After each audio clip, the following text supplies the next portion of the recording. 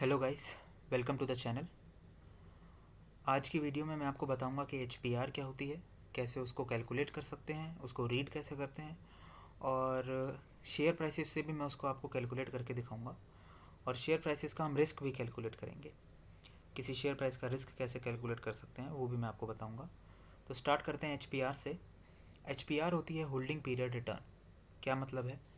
मतलब बहुत सिंपल है कि अगर आपने किसी एसेट को होल्ड किया जितने भी टाइम पीरियड के लिए, तो उस टाइम पीरियड में आपको जो रिटर्न मिला उसको हम एच से कैलकुलेट करते हैं। एक सिंपल एग्जांपल लेते हैं। मैंने यहाँ पे स्क्रीन पे लिखा हुआ है कि मान लीजिए आपने एक शेयर खरीदा। एट प्रेजेंट आपने जब खरीदा वो 1000 रुपये का था। 1 साल तक आपने उसको होल्ड किया एंड देन आपने उसको सेल कर दिया 1100 में। तो यहाँ पे आप देख के ही बता सकते हैं कि भाई आपको 10% का रिटर्न मिला है। इसको कैलकुलेट कैसे करेंगे? सिंपल, आपको बिगनिंग एंडिंग प्राइस लेना है, उसमें से हम माइनस करेंगे बिगनिंग प्राइस। अच्छा, अगर आपको इस शेयर से इस टाइम पीरियड में कोई और इनकम होती है, जैसे कि आपको कोई डिविडेंड भी मिल जाता है, तो वो भी हम इसी टाइम पे ऐड कर देंगे। मैं डिविडेंड नहीं ले रहा हूँ फ़िलहाल। और इसको डिवाइड कर देंगे बिगनिंग प्राइस से। एंटर करेंगे तो हमारे पास 10% आ जाएगा। मतलब इस पर हमें 10% का रिटर्न मिला है। तो बहुत सिंपल सा है, लेकिन इसको सिर्फ इसी चीज़ के लिए यूज़ नहीं करते कि हमें कितना रिटर्न हुआ है ये मुझे कैलकुलेट करना है। बल्कि मान लीजिए आपको किसी शेयर का किसी कंपनी का शेयर ख़रीदना है, तो आप उसका एच देखना चाहोगे कि इसको मैं अगर इसका मंथली एच क्या है, ईयरली एच क्या है। जैसे इस एग्जांपल में मानूँ कि मैंने इसको 1 साल के लिए होल्ड किया था, तो ये आपकी ईयरली एच आएगी। अगर मैंने इसको 1 महीने में बेच दिया होता तो ये मंथली एच आती। तो जितना भी पीरियड है आपका, उस पीरियड के हिसाब से आपकी एच आ जाती है। तो मान लीजिए अगर मुझे किसी कंपनी का शेयर ख़रीदना है, तो मैं उसका मंथली या ईयरली एच निकाल के देख सकता हूँ कि कौन सा ज़्यादा आ रहा है। तो मैं उस हिसाब से इन्वेस्ट कर सकता हूँ कि अगर उसका मंथली एच ज़्यादा आ रहा है तो मैं उसे 1 मंथ के लिए होल्ड करूँगा और बेच दूँगा। क्योंकि लॉन्ग टर्म में ईयरली एच उसका कम आ रहा है। ईयर में अगर एक ही साल के लिए उसे होल्ड करूँगा तो मेरा रिटर्न कम हो जाएगा। अदरवाइज़ अगर आपका ईयरली एच ज़्यादा है और मंथली एच कम आ रहा है उस शेयर प्राइस का, तो मैं उसे एटलीस्ट 1 साल के लिए होल्ड करूँगा। बिकॉज 1 महीने में अगर मैं बेच रहा हूँ तो मुझे उतना रिटर्न नहीं मिलेगा जितना मैं 1 साल में उसको लेके रिटर्न जनरेट कर सकता हूँ। तो उसके काम भी ये आ जाता है। तो मैं यहाँ पे आपको निकाल के दिखाता हूँ कि इसको हम कैसे निकाल सकते हैं। मैंने यहाँ पे एच कंपनी के शेयर प्राइसेस लिए हुए हैं। कोई फेक कोई डेटा नहीं है हम यूज़ करेंगे, हम रियल शेयर प्राइसेस यूज़ कर रहे हैं।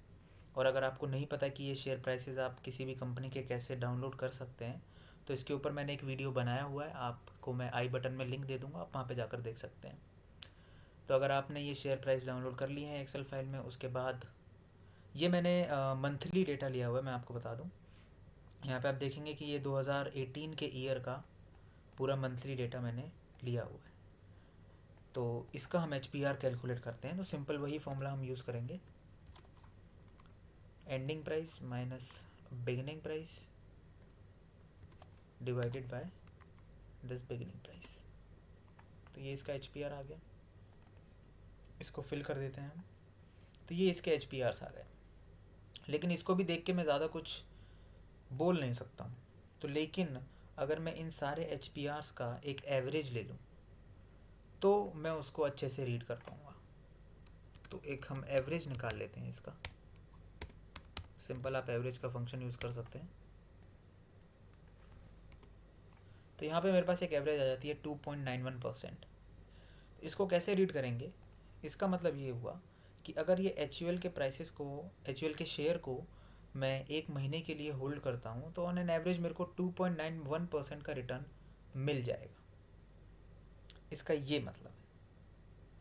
अब एक बात और मैं आपको बता दूं कि ये मेरी मंथली एच निकली है, बिकॉज मैंने जो डेटा लिया हुआ है वो मंथली लिया हुआ है। अब अगर आपको ईयरली एच निकालनी है तो आप इसको इंटू 12 नहीं कर सकते। आपको फिर ईयरली डेटा लेना पड़ेगा और फिर उसका एच निकालना पड़ेगा। वो आपका ईयरली एच होगा। अब इसके साथ ईयरली एच नहीं निकाल सकते, ये तो मंथली एच ही रहेगा। दूसरा, स्टॉक मार्केट है, शेयर प्राइस है, तो ये सिर्फ एक पॉसिबिलिटी है कि आपको इतना रिटर्न मिल सकता है।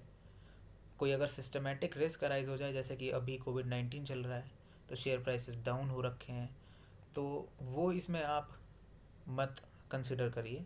ये एक पॉसिबिलिटी है बस कि आपको इतना रिटर्न इसमें मिल सकता है, वो आप कैलकुलेट करके देख सकते हैं। रिस्क की बात चल रही है तो मैं अब आपको रिस्क के बारे में बता देता हूँ कि अगर मान लीजिए इसी शेयर प्राइसेस का मुझे रिस्क लेना है, रिस्क कैलकुलेट करना है, तो वो कैसे करेंगे। एक और बात, ये सिर्फ मैंने एक ही साल का डेटा लिया है। अब अगर आप इसे डेटा को और बढ़ा देते हैं, 5 साल का ले लेते हैं, तो मे बी ये कम हो जाए। तो डिपेंड्स कि आप कितना बड़ा डेटा ले रहे हैं, और आप मंथली ले रहे हैं, वीकली ले रहे हैं या ईयरली ले रहे हैं, उसके ऊपर भी ये डिपेंड करता है। तो रिस्क के बारे में मैं आपको बता रहा था। रिस्क किसी शेयर का मुझे अगर कैलकुलेट करना है तो उसके लिए हम क्या करते हैं, हम स्टैंडर्ड डिविएशन कैलकुलेट कर लेते हैं। अगर मैं इन का स्टैंडर्ड डिविएशन निकाल लूँ तो वही मेरा रिस्क हो जाएगा। अब स्टैंडर्ड डिविएशन निकालने का फॉर्मूला ये होता है, आपने ये पढ़ा होगा, x माइनस उसका मीन डिवाइडेड बाय n-1 और उसका अंडर रूट। इसी का स्क्वायर कर देते हैं तो वेरिएंस आ जाता है, उसका अंडर रूट कर देते हैं तो स्टैंडर्ड डिविएशन आ जाता है। अब आप इसको ऐसे भी कैलकुलेट कर सकते हैं, x आप ये HPRs को आप x मान सकते हैं, उसका फिर आप मीन निकाल सकते हैं, फिर उसको आप माइनस करके डिवाइडेड बाय n-1 और देन उसका स्क्वायर रूट करेंगे तो आपका स्टैंडर्ड डिविएशन आ जाएगा। बट एक्सेल में आपको ऑलरेडी एक स्टैंडर्ड डिविएशन का फंक्शन मिलता है, तो हम उसको यूज़ करके डायरेक्टली निकाल लेंगे। Let's do this. उसके लिए आपको STDEV लिखना होगा। तो ये देख रहे हैं, आपको यहाँ पे दिख रहा होगा STDEV, ये वाला फंक्शन आप ले लीजिए। एंड आपको शेयर प्राइसेस को नहीं सिलेक्ट करना है, ये ध्यान रखिएगा, आपको HPR को सिलेक्ट करना है। तो इवन आपको अगर HPR नहीं निकालनी थी, सीधा रिस्क देखना था, तो आपको पहले HPR निकालना होगा, उसके बाद ही आप स्टैंडर्ड डिविएशन निकाल पाएंगे। इसको एंटर कर देता हूँ मैं, तो यहाँ पे मेरे पास 5.86% का स्टैंडर्ड डिविएशन आ जाता है। इसको कैसे रीड करेंगे अब, इसका मतलब ये है, अब ये देखो अगेन मैं बोल रहा हूँ कि ये मैंने मंथली डाटा लिया है, तो इसको मैं मंथ के हिसाब से ही रीड करूँगा कि मेरा जो शेयर है, ये जो HUL का शेयर है, वो एक महीने में, अगर एक महीने के लिए मैं होल्ड करता हूँ तो इधर 5.86% वो ऊपर जा सकता है या 5.86% वो नीचे जा सकता है। This is how you read this risk, and this is total risk, systematic plus unsystematic, ये बोथ का टोटल है। तो ऐसे हम रिस्क निकाल सकते हैं, उसको रीड कर सकते हैं। तो यहाँ पे अब आप इसको एनालाइज करिए कि अगर आप रिस्क 5.86% है और आपका मंथली HPR जो है वो 2.91% है, तो should you invest or not, are you willing to take double the risk of monthly HPR।